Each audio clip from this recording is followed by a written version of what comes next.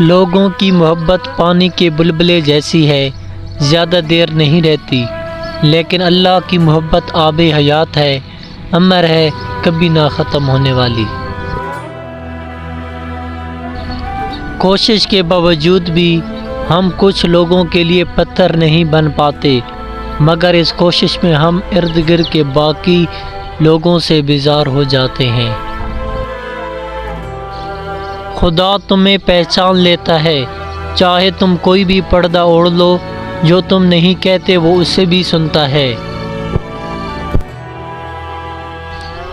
کسی کی اچھائی کا اتنا بھی فائدہ مت اٹھاؤ کہ وہ برا بننے کے لیے مجبور ہو جائے، برا ہمیشہ وہ بنتا ہے جو اچھا بن کر ٹوٹ چکا ہو۔ ایک مرنے والے انسان کو نہیں معلوم کہ تم نے اس کے لیے کتنے آنسو بہائے، لیکن ایک زندہ انسان کو مرتے دم تک یہ یاد رہے گا کہ تمہاری وجہ سے اس نے کتنے آنسو بہائے۔ جو بھی رشتے پاس ہیں ان کی قدر کیجیے۔ اگر کبھی زندگی میں ایسی تکلیفوں سے گزرو جن کا کبھی گمان بھی نہ کیا ہو تو اطمینان رکھنا کہ اللہ تمہیں راحتیں بھی ایسی ہی عطا فرمائے گا جن کا کبھی خیال بھی دل میں نہ گزرا ہوگا۔ ایک وقت آئے گا جب تم ان دکھوں اور مشکلوں کو سوچ کر مسرات ہوگے جن کی وجہ سے آج پوری رات روتے ہو۔ ہم ایسے منافق لوگ ہیں کہ کسی کی تکلیف کو اس کے گناہوں کی سزا سمجھتے ہیں اور اپنی تکلیف کو آزمائش۔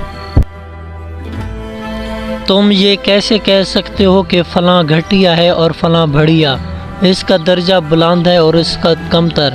یہ بات انسان کے طے کرنے کی نہیں ہے۔